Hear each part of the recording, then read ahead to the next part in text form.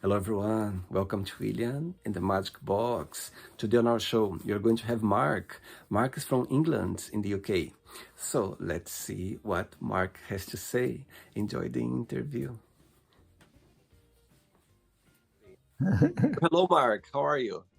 I am, yeah, I'm good. I'm good. I'm good. So Thank you. tell me. You? Yeah, I'm very well. Thanks so much for taking the time this evening for the interview. Thank you. You're welcome. So tell me, how was your day today? Um, Today, well, it's pretty much the same as most days. I guess I'm very affected by the weather, so I it's dry, and it's like, and I'm outside doing work on land and stuff like that. So I've been on the tractor rolling the fields. Amazing. And yeah, it's beautiful, really. So yeah, it's just nice to be able to be outside in this sort of day. Totally. Yeah. And where are you from, Mark? Um, I am, well, I live in Oxfordshire near a town called Bicester, but I'm right in the middle of the countryside on a farm. Okay. And there's a farmhouse over there, but there's nothing else around me, just animals and fields. And I'm from originally a village about 5, 6 miles from here. I Um, see. yeah. And tell me something interesting about your village where you're born and raised. Gosh, I don't know if there's anything interesting. I'm in tiny village, really small village. I mean, I lived in London for 20 years, so I mean, but yeah, my childhood village, I guess. Something interesting. I, I don't know. When I was a boy, there used to be a tug of war competition across the river. Have you heard of Okay. that? Have you heard of tug of war? No. It's when you have a team, two teams pulling a rope, and the one team's got to pull the other team over the Oh, line. yes, I've seen But it. in my village, they did it over the river, so the losing team got pulled into the river. Um, I think that's the only kind of interesting thing I can think of. I mean, it's a beautiful place, but that's the only quirky thing I can think of, maybe. And when you were having this game, usually did you have more win or more losses? Well, I was very young. I just used to watch. It was all the big burly sort of farmers. The blokes were doing it. Yeah, no, I was very young at the time. It doesn't happen anymore. It was an old thing. Yeah. Amazing. Okay, Mark, I would like to start the interview based on your, on your social media, where I saw your work that you do. Yeah, the Farmed Animal Sanctuary. I Okay. was checking and I was very fascinated by, I was touched by your videos, the work that you do. I think it's very inspiring. So let's start the interview talking a little bit about it. So tell me how everything started and what is the idea behind. Okay. So yeah. So basically, I've started and run a sanctuary for farmed animals, specifically for farmed animals. So they're the animals that people generally eat. So I have cows and pigs and sheep basically here. Um, I mean, it's a very long story. It's a very long journey. It's sort of a life journey to get to this point because uh, my father was actually in the meat industry. He used to run the markets locally where they would sell the cows and the sheep. And I used to work there as a boy. And my grandfather was a butcher, and I used to hunt and I used to shoot and hunt animals, and I killed a lot of animals in my time. That's what I was born into. But then, yeah, and then life carried on, and eventually I left the countryside and went to London. I became a soldier. I was an army officer for a few years. And then I left the army, and then I lived in London for about 20 years and became an actor and a personal trainer. Wow. Um, and I guess experiences of living in a city with people with from different backgrounds and different experiences, and yeah, so I was exposed to different things. And yeah, and then I'm jump cutting through my life very quickly Sure, just to answer your sure, question specifically. Um, sure. and during the process of living in London, I got quite involved with the kind of the alcohol and drugs party scene. Wow. Um, and which was fun for a while, but then became a problem. And so I guess it was a point in my life where I had to sort of change my habits, and so I've been on a kind of a healing path ever since, and that's been for the last sort of 15 or so years. Wow. And part of that was moving away from London back to the countryside. But the catalyst that started this was that COVID happened, and I lost my business in London because of COVID. I had an acting school which I started and I ran Wow. in London, and for 20 years I built it from my living room into a thing. But COVID, we couldn't survive through COVID, so I had to close it. And I was left without a job. I lost my business, and so I started to work for a local farmer, and then I realized that, oh, maybe there's an opportunity for me to help the animals here because of the circumstances that the farmer was in. She wanted to stop farming basically, but there were these animals. So instead of her selling them off to be killed, which would have happened eventually, I tried to raise some money, and I raised some money. Or in fact, I borrowed some money off a friend. I bought the cows, bought the sheep, and she said it was okay that I started a sanctuary. So for the last 3 years, I've been running this sanctuary. I became a vegan, an ethical vegan, about 7 or 8 years ago. So that was part of my, my journey as well. So this was something that was very dear to me. And then suddenly this opportunity arose, and I took it. And Wow. And now I'm literally living here amongst them all, and looking after them. And my life is committed to that. Yeah. Wow. That's amazing. I love the story, and I think, it's a very example of how life can be the holocauster, up and down, with challenges, with surprises, with good and bad as well, and talking to you, and I can see, I can feel your vibe, like going through different directions, and now you kind of found your path, or a different path, let's put it this way, that brings joy for you. Amazing. And so nowadays you are just focused all your time in the sanctuary. Yeah, and so we survive off donations. We're hoping to become a proper charity very soon. We've gone through the application, and we're just waiting for that, hopefully, to be successful. And yeah, I've got some volunteers and people that donate and support financially. And yeah, that's it really. It's full time to look after the animals, and I've also struggled with my own mental health stuff as well. And so yeah, it's kind of living in a certain way. I have to live in a certain way. This is so the healing is a life commitment. It's not I'm healed. It's life is healing now. That's really the I guess the what's the constant necessary. That doesn't end. It's so this, I think, what I've created here is a sort of a space for that to be continued onwards. Yeah. Great. Okay, so during the interview, I'm going to explore a bit more about your life and also about your journey so far. Okay. Yep. Are you ready to go on a beautiful journey through your memories in life and share your point of view? Yeah, I'm intrigued. Yes. Okay. Welcome to William and the Magic Box. So I have here my best friend.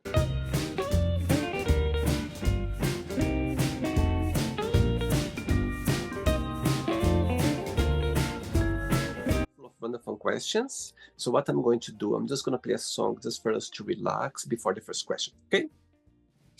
Let's do it.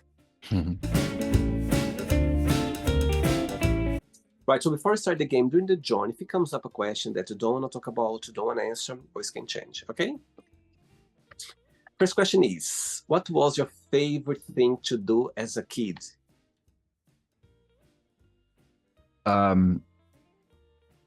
Ironically, it was shooting. I was obsessed with guns, and I spent many hours during my just pre-teens and then during my early teens in the fields with a gun and my dog, and I would shoot shoot rabbits and pigeons and things, and yeah, so very, I mean, completely opposite to what I would consider as an okay thing to do now.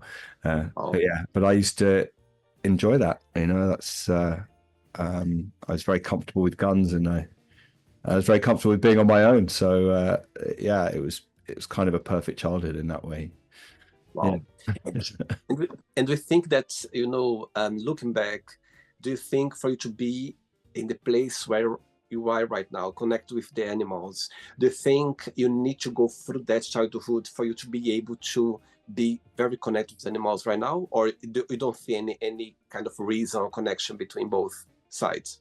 Definitely is a connection. And I mean, as much as anything, again, it's sort of as one goes through life and maybe, I mean, we'll describe things in slightly different ways, but I'd say as one's heart opens and one's ability to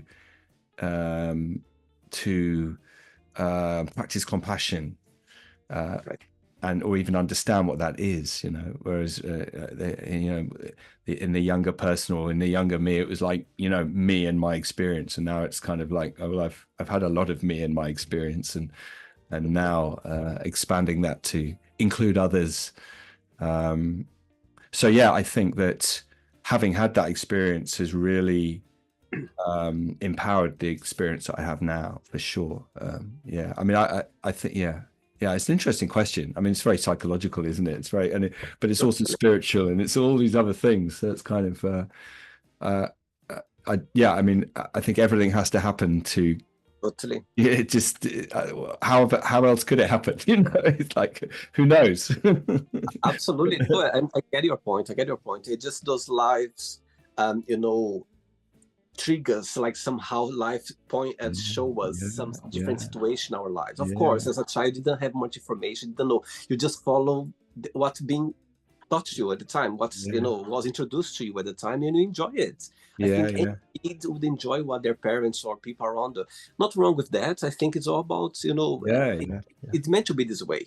Yes, indeed. Yeah. It's the only way. It can't be any other way. And I mean, I'm always, I sort of slightly in awe of young people that I meet, and they're already in this sort of place which took me sort of 45 years to get to, and I go like, wow, how can you be so wonderfully connected with these very wise thoughts and ideas? I'm always very impressed by that. But that wasn't me. I needed to. Yeah.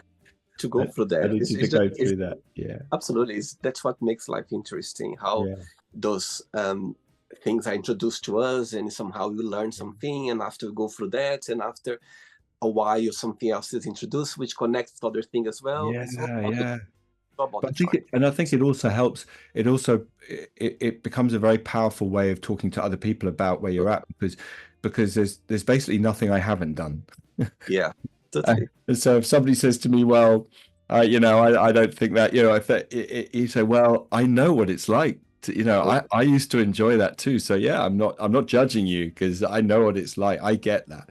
And I think that's a very powerful way of communicating something to people, because then they listen to you then, Okay.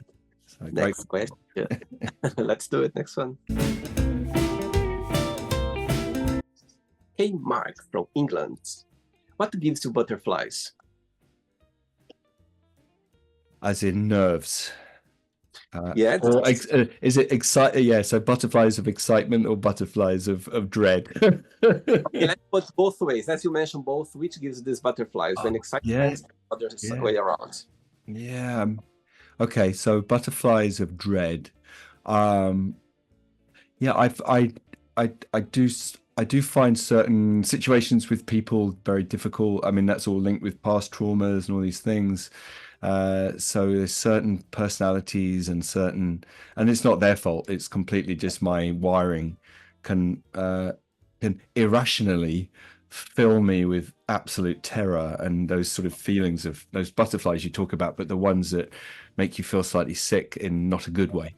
I think I can get very affected by. I'm very sensitive to, and I'm more sensitive now than I used to be of certain or people in certain places in their lives, and so yeah, that's yeah, that's that. Uh, Excitement, well, I mean, I felt it today, you know. It's just there's a smell in the air. I think we can all smell that smell when the weather starts to change. I Um, love it. but Yeah. around here, because there's so much grass, and when you roll the grass, you break it. And the reason I have to roll the fields is because in the animals make lots of marks, so I keep it smooth, and then it's healthier for them. They don't hurt their feet on it. So they're in the barn, but at this time of year, when the ground's just a little bit soft still, I smooth it, and then the grass grows nice and the ground's flat. But when you break the grass, when you're rolling it, it releases that smell. You know the smell when you of cut Yeah. grass. Yeah. It releases the same smell, and I smelt that today, and it's like, oh, no. And then yeah, there's sort of yeah. I mean, there's lots of other things that give me those butterflies, but that's an example from today. Saying that, what's when you think about yourself, when you analyze Mark, what's the biggest joy of being you? What do you like the most about being yourself?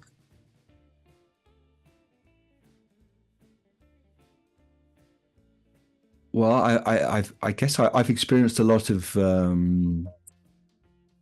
anti-Markness in my life. For you know, that's my own struggles, um, and so and I think it's linked to what I like most about myself in a sense, which is that I've kind of I've for some reason I've been able to be open to um, things that I didn't know about before. Some have led me down some very dark places, very dangerous places, but that same ability has led me along some blissful, incredible, joyous, healing places. So I guess that ability to do that, I'm very grateful for that. Mhm. And it seems that that's something that I've always been able to do. So yeah, that's kind of a Amazing. Always remember, we should always remember to look in the mirror and go like, you know what, you're doing well. yeah, You're doing right. well. Yeah, You need yeah, to do that, but more often. And I think makes a yes, difference in your life. It's so yeah, simple and silly, but it makes a difference. You know, you're doing well, and we are. You know, at the end of the yeah, day, we are doing well. You know, you're not perfect. It's never gonna see. You know, the journey. It's challenge. It's beautiful. It's sad and happy, and all of that mix. But at the end of the day, we are doing well. That's what yeah, matters. I yes, mean, yeah, yes, yes. You're right there. Yes. next question. Okay, before the next question, tell me how acting came into your life. Um, well, I always had a sort of an interest in acting at school, and I started to do it there, and I got quite well received there, and it was something that, yeah, I guess I like being on stage. That excited me, and then yeah, I guess I I did a lot of.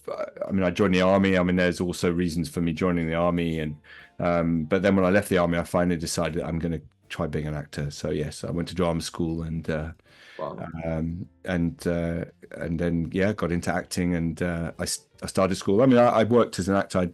I've done some TV stuff, and I've done films. I've been in plays and all these things. So Amazing. I have, and I've taught acting a lot. Wow. Yeah, it's. I mean, I feel a million miles away from it right now because of what I do, but yeah, there's something very magical about the experience of that particular art form, which always excited me and has brought me many things over the years. Yeah. So tell me three names of three actors or artists that you always be inspired by. That for you always been like, wow, that's always been, you know, they have always a big impact in my life. It's an acting career. Yeah, Three names. I have yeah, I'm not very good at, so I've never been someone that kind of follows anybody really. I just, you know, but actors that I really like, and if I see their name on the film, I'll always watch it. So Julianne Moore, for example, I love if it. if I see she's on the cast list, definitely go. I'll definitely click on Don't that. even watch the trailer. Just go for the. Yeah, Just just something go like I straight. love movies. I But love movies. yeah, So, oh, just when I see the actor that I love, I just go. I just even don't watch the trailer. I know it's gonna be a good movie. yeah, Okay, yeah. Julia. Which more? Who more? Two more. Gosh. Yeah, I mean, there's many that people would never know, friends of mine who, but they're not sort of famous actors. Well, I guess no, again, you wouldn't. There was a teacher who called Sanford Meisner, who taught a lot of actors in the 50s. He's in the acting world. He's very famous. If there's any actors that ever watch this, they will probably have heard of this man, because he was one of the great acting teachers of the last century, along with Lee Strasberg and all that lot. He was from that era, and subsequently I went on to teach his method, and it became a massive part of my life and a lot of people's lives. So he was called Sanford Meisner, but that's sort of only people probably in the industry would know him. And maybe just for a fun thing, there's I mean, he's a child, or he was probably not born when I started acting, but Timothy Chalamet was his name, Timothy Chalamet. He played Bob Dylan now in the movie. Yes, I mean, I just think he's the most beautiful thing in the world.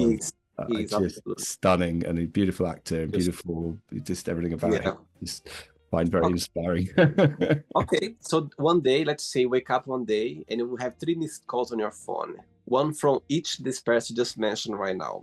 Yeah. Which one you call back straight away? Which one you send a message, I'll call you later? And the third one, you don't call back, you don't send a message, you just go like, I can call him another time. Tell me.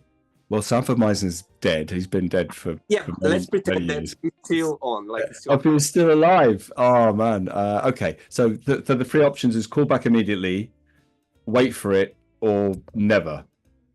Okay. Well, I think Sanford Meisner was pretty scary, so I'd probably just not. I wouldn't be. I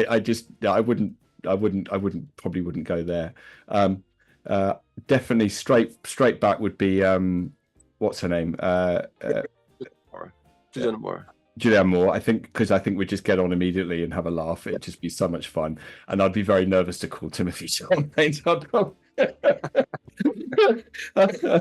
I'd be worried he'd think I'm some predator or something. Right. Next question is, what is a negative thing that happened to you that came out as a positive thing in the end? So many things. Well, I mean, it's that thing, isn't it, of what doesn't kill me makes me stronger kind of thing. So negative in the beginning that came out positive in the end. Okay.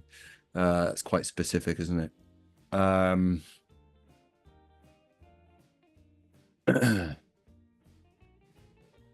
Well, I guess I guess could be a situation that happened to you that's in the end like, oh, I now understand why. Couldn't. Yeah, I mean, it's hard because I always think very deeply about things. I mean, that's just where I'm at, and so I guess discovering about my sexuality was the most terrible, terrifying, awful, horrific thing as a young boy, which many people can relate to, I'm sure, and being alone with that and just hating oneself and all the rest of it. Cut to age 53, I'm going like, oh, thank God, despite all the difficulty that in some level it brought, then what a gift. What an incredible gift that was, and I think it's probably the catalyst for what I'm doing here now, because otherwise I probably would have just stayed around the village, and I'd have probably been farming and doing the other thing to animals right now. So okay, I take that.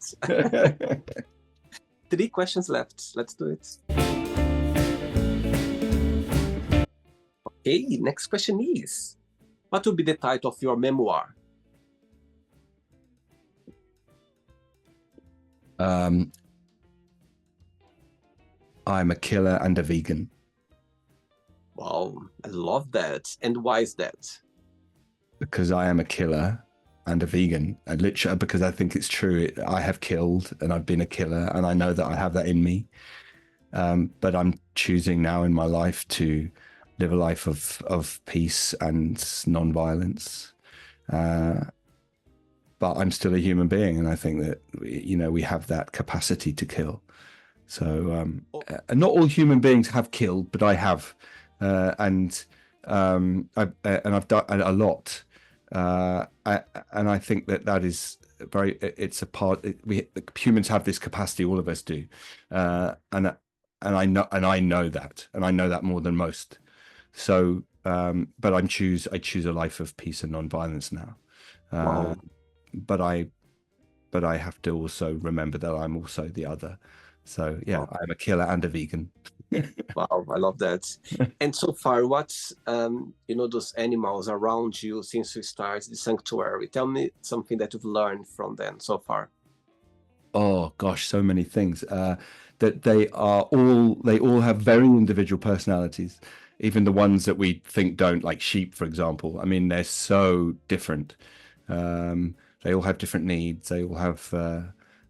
I think that's one of the biggest things that I think if people really knew that, they really Hmm. understood that they might have a different way of relating to them, if they really knew that. The intelligence and the individuality is profound. So yeah, that's that. I mean, many things, but that's probably the most important thing that I've learned. Yeah. So, two questions left. Let's do Great. it. Okay, before the next question, as you mentioned at the beginning of the interview regarding, your, let's say, challenge time in London when you start partying, when you're kind of involved in some challenge moments.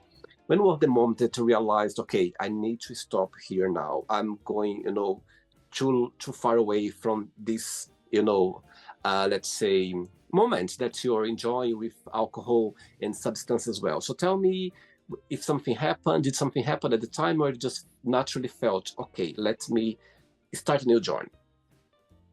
Well, I think there was a moment, but there was also a many years of kind of a lot of things happening. So Mm-hmm. I mean, there's the first time that you walk out of a club at. I mean, I'm back in the days of sort of late 1990s. There's a club called Trade in London that was like the original after hours sort of thing, and I remember in your 20s when you left there at sort of 11 or 12 o'clock on a Sunday daytime after partying all night, and it was great, it was amazing, but cut to 10 years later and you just feel like, why am I doing this? I feel awful, and it's sort of seriously affecting my life. So I think there's a slow burn of that attrition that works at the body. But then I think, yeah, there was a moment that a friend, and I think I was probably just about 40 when I missed something, another thing because of a night out, and a friend who knew me very well, a colleague actually, he taught acting at my school, and he had been part of sort of the 12-step program for many years, and he'd never said anything before, but he just gave me a number and because he Wow. could see how desperate I was, and he gave me a number, and I went to a meeting of SAA, which is Sex Addicts Anonymous, and that was a big turning point for me. And yeah, that was a big turning point. I mean, there's so many things I could tell you, I but know, that that absolutely. that that was that was one moment. Yeah. Okay. And I guess that was so powerful because it naturally comes to your mind now talking about that. You know what I mean? About this uh, telephone number that a colleague just handed to you. And, again, it was a moment for you that somehow came to your mind right now. So I'm sure that was the moment that somehow shake you up a little bit. And you know what? Let me Sure. do something about it. Yeah, Yeah. totally. Yeah. Next question is, if someone offered to tell your future, would you accept it or not? And why? No, definitely not. Because life is not about any of that. It's about, for me, it's so visceral right now, and I don't have any fear of death now at all. So, I Mm-hmm. could happily sort of just not wake up, and I don't have a worry about that. I mean, apart from that, who would look after the animal? That would be a worry.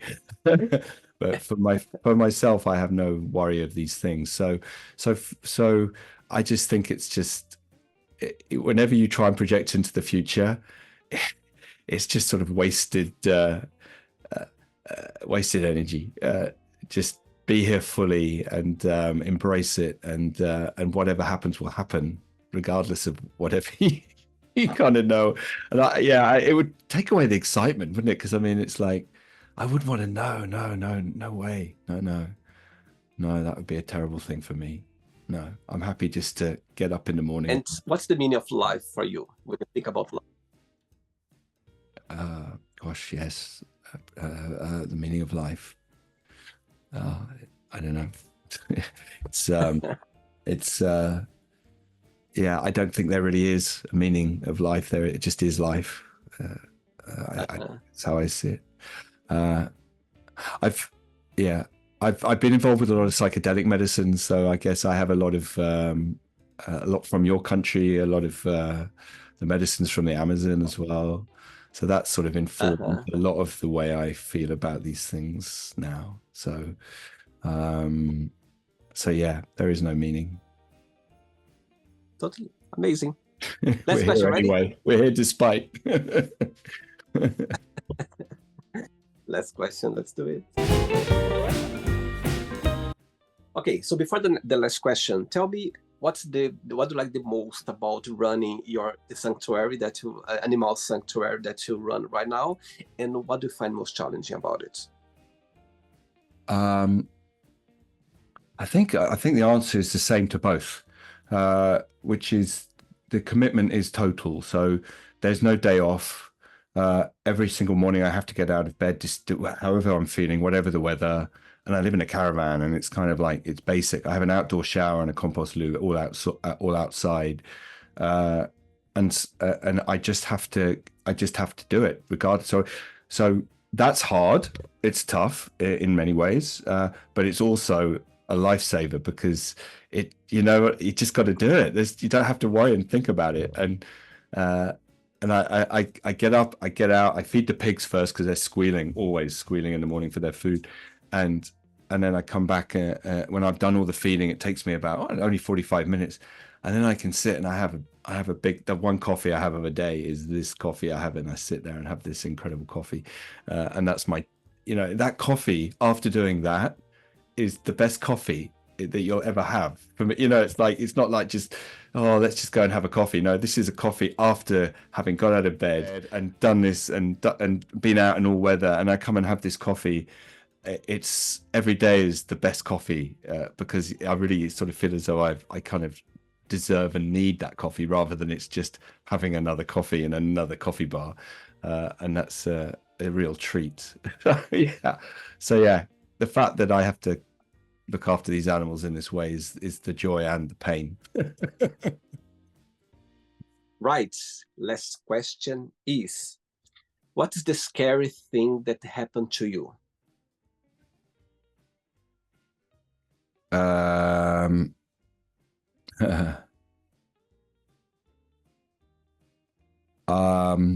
Scariest thing. I was blown up in when I was in the army. I had a bomb go up in front of my tank when I was in Bosnia. I think that's probably the time when I most got to been in a situation that was close to, and I was like 21 years old. So yeah, and I think after that I became scared actually of things after that experience. I got away with it, but I became scared. Yeah, sorry, that's a bit. No, they're not right or wrong. It's a genuine answer. That's what matters. What comes to your mind, there's no right or wrong. No worry about that. Right, it's not the end yet. Let's play now the word association game. Okay, I'm going to give away some words. Just tell one word that comes to your mind. Quick thinking. Okay. Let's start with money. Hell. Okay. Fear. Joy. Family. Animals. Oh, sweet. Life. Say again. Life. Greenness. One word for love. Amor. I like that, amor. Amor. Yeah. Beautiful word, beautiful. Yeah. One word for religion. War. Sex. Fun. Friendship. Brothers. Brothers, amazing. Politics. Confusing.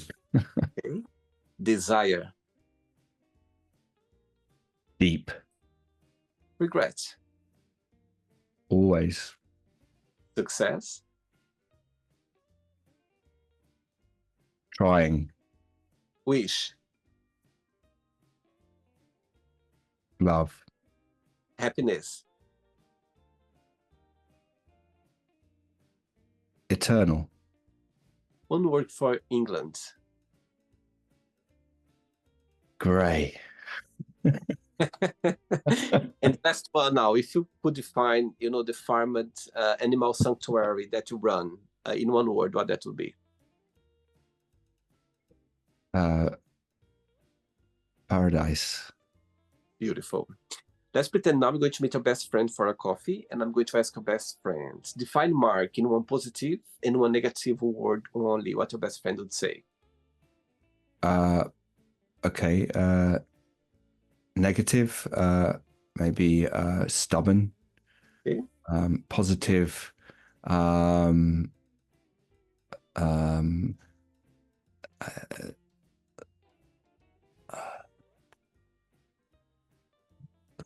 Loyal.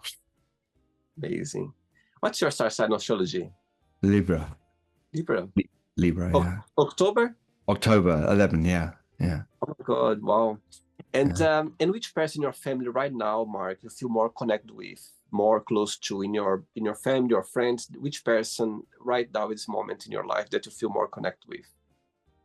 Well, it's my ex-partner who's now really, I mean, we haven't been sort of partners for many, many years, but we're like family, and he lives close by, and his name is Emmanuel. He's Dominicano. Okay. And we're very, very close. Yeah. So yeah, that's who I think of. Yeah. Okay. So Emmanuel is watching this interview right now, and you have a moment and opportunity to send him a message. What would you say? I just want to say how proud I am of him, especially with what he's been achieving for himself recently, just on his own healing. And Beautiful. he's doing a very amazing job. Yeah. Amazing. Let's play now Mark in the magic box, and you can ask me a question. Okay, but before asking the question, people watch this interview right now. They would like to do some donations for the sanctuary. They would like to somehow help. What's the best way for them to do that?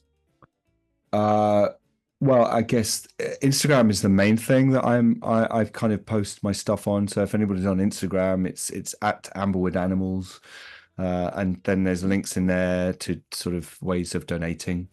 And there's we do have a website. It needs updating, but there is a way of supporting through the website, which is at www.amberwoodanimals.com.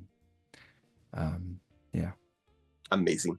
Okay, you can ask me a question now, Mark. There's lots of questions I want to ask you.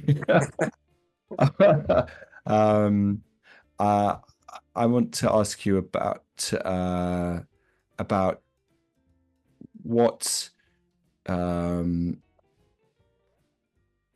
is the most significant thing about where you're from that resonates with you the most powerfully?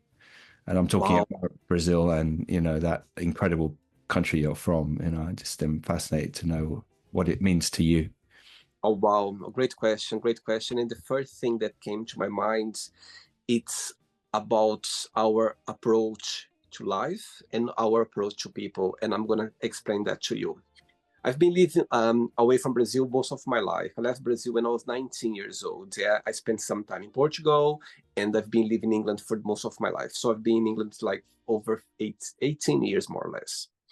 Right. So through those, this time I've been, away from Brazil, I realized that, we see problems in a different way.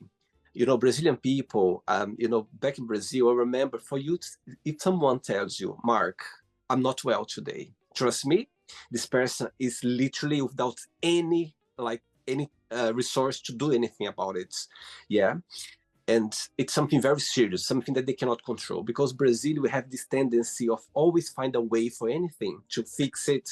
I remember my grandmother, like, you know, there was no problem, there's always a solution for a lot of things. Yeah. Just for you to have an idea, I was already living in Portugal, and I went to Brazil for 6 months in Rio de Janeiro. I'm not from there, but I spent 6 months there. And I remember once I was living in a building where we have this security, 24-hour security, and there was this gentleman. He was working there during the day, and one day I was leaving the building, and he came. He was there in the you know the in the entrance in this office, and I said, "Oh, good morning. How are you?" Like a normal conversation, and he said to me, "William, I'm well," with this big smile. And I said, "Oh yeah." I said, "William, I'm a bit upset today because I arrived today at work 10 minutes late." And I was like, "No, my God, 10 minutes late is not a problem." Like I was kind of trying to explain to him. You know, he said, "No, Willie, this is because last night there was a big rain in Rio de Janeiro that, you know, destroyed a lot of houses. And his house, one of those houses, he lost everything. He literally lost everything." He said, "William, I was late today because I need to clear up something from my house. It was water everywhere." You know, he was helping his wife, and my eyes was like open. Like the most he was explaining to me about the night before, I was like, "Oh my God, are you okay? Like, I just want to know if he's okay." He said, "Yes, I'm okay. I'm just upset that I arrived 10 minutes late for work today." And that touched me so, like, it reminds me where I come from, because I was like, my God, that's the way we see. Because for him, he literally lost everything in his house, and he came to work, he was in his duty, he was doing his thing, you know, and he was a bit upset because he arrived 10 minutes late. You see the thing, and I was like, oh my God, that's amazing to see that. So we have this approach. For example, we have this thing in Brazil where you can feed 3 people, you can feed 5. Where you can put 2 people to sleep, we find a way to put 3, 4 people at the same time. I have like European friends or from other countries. When they go to Brazil, they go like, my God, William, when I was talking to someone there, I felt like they made me feel that they knew me for over 10 years, because I even got goosebumps now, because the way we talk, Mark, the way we approach life, it's such a different way. I'm not saying that's right or wrong, it's just different. Yeah. When I remember when I arrived in London or in Portugal, and friends from here, they were moaning about things, and I was like, why are you upset about it? And they were telling me, I was like, inside, I was like, really? Are you upset because of that, or you're moaning because of this? So for me, it was something that's it reminds me how the way you've been raised in Brazil, the way we have this approach of life. So back to your question, is about that. It's something that's always, I'm so grateful that, you know, I come from a country where we have this approach about, you know, being warmth, you know, to people. Not, we're not perfect. Sometimes there's no perfection. That is just a different way.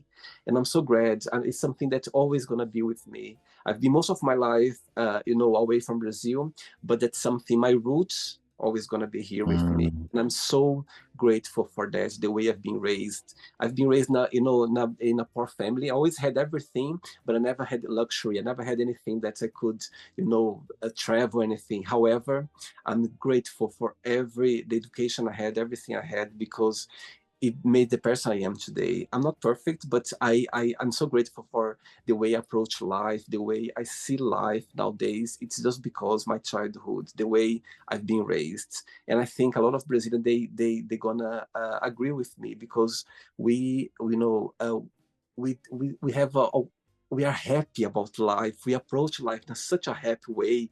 You know, we have this tendency of being persistent, that we don't see problems easily. And we are, as you know, we have a lot of problems in Brazil, more from other countries as well.